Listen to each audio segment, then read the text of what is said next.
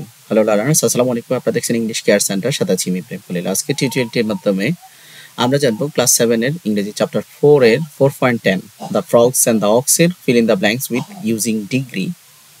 এই অ্যাক্টিভিটিসটা আমরা করব। চলুন শুরু করা যাক। প্রথমে আমরা ইনস্ট্রাকশনটা পড়ে নেই। এখানে বলছে লুক এট দ্য পিকচার। কোন পিকচারের দিকে তাকাবো? এখানে দুইটা পিকচার দেখতে পাচ্ছি, বা এই যে আবির্স ফ্যামিলি যে পিকচারটা দেখতে পাচ্ছি, এই আবির্স ফ্যামিলির পিকচারের দিকে তাকাইতে বলছে। দেন কাজটা করতে হবে পেয়ারে অর গ্রুপে। Complete the descriptions of his family.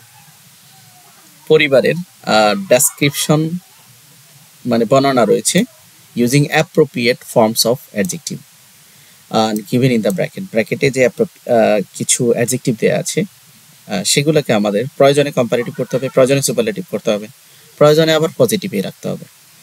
তো এই হচ্ছে সে আবির্স ফ্যামিলি সম্পর্কে কি ডিটেলস আলোচনা। তো এখানে দেওয়া আছে, যেমন দেখেন, we live in a beautiful village. এরপরে বলছে think no other place is as scenic. So যেহেতু এখানে অ্যাজ আছে, তো আমরা এখন এই হচ্ছে প্রশ্ন, তো এটার অ্যান্সারটা আমরা দেখে নেই। এটা হচ্ছে সঠিক অ্যান্সার। তাহলে কোনটা কিভাবে করছি আমরা একটু আলোচনা করে বিস্তারিত আলোচনা করব। হ্যালো ফ্রেন্ডস, হাই বন্ধুরা, দিস ইজ মাই ফ্যামিলি, এই হচ্ছে আমার পরিবার। We live in a beautiful village. আমরা নিশ্চয় জানি যে কখনো যদি একটা বোঝায় তাহলে সেক্ষেত্রে এটা কি পজিটিভ ডিগ্রি, পজিটিভ ফর্মে থাকবে, এটা চেঞ্জ হবে না। I think no other place is as scenic, এখানে আবার অ্যাজ বলছে। সো যখনই অ্যাজ থাকবে এখানেও কিন্তু কোনো ধরনের ডিগ্রি চেঞ্জ হবে না। সো বিউটিফুল আগে ছিল, এখানে বিউটিফুল আছে। স্যানিক ছিল, স্যানিক আছে। ক্লিন ছিল, ক্লিনে আছে। মাই প্যারেন্টস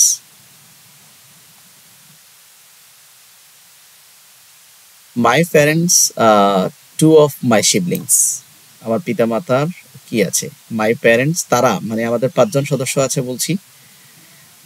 সেই পরিবারের মধ্যে মাই প্যারেন্টস আমার পিতা মাতা, টু অফ মাই সিবলিংস আমার 2 ভাই বোন, অ্যান্ড গ্র্যান্ড প্যারেন্টস এবং দাদা দাদি।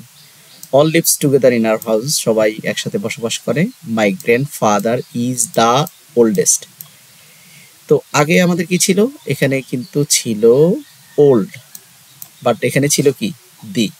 তো যখনই সুপারলেটিভ ডিগ্রি থাকবে, মানে তখন অবশ্য দা যখন থাকবে তখন সুপারলেটিভ ডিগ্রি করতে হবে, ওল্ডেস্ট।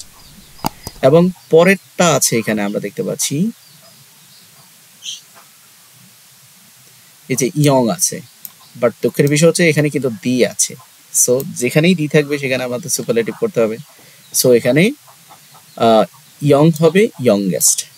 এরপর বলছে my mother is also as caring as. যেহেতু এখানে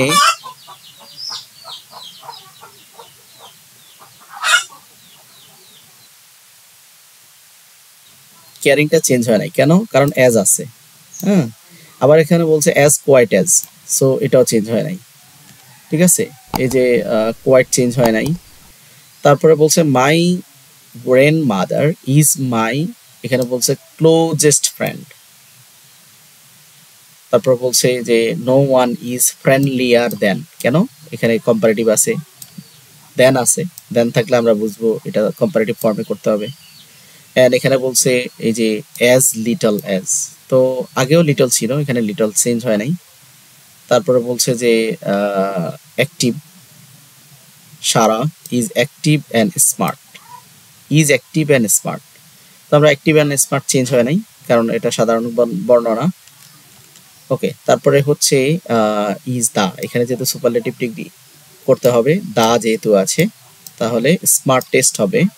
আর পরে আছে এখানে দা নোয়াইজ প্লেস, সো আমাদের নোয়াইজকে করতে হবে নোয়াইজেস্ট, স্মার্টকে করতে হবে স্মার্টেস্ট, যেটা আমরা এখানে দেখতে পাচ্ছি। স্মার্ট এবং স্মার্ট দুই জায়গায় আছে, নোয়াইজ আছে, সো এগুলো চেঞ্জ হয়ে যাবে। পরবর্তী এখানে বলছে যে দেন আছে যেহেতু, সো এখানে কোয়াইট হবে না, এখানে আমরা দেখতে পাচ্ছি কোয়াইট, বাট এটা হবে কোয়াইটার।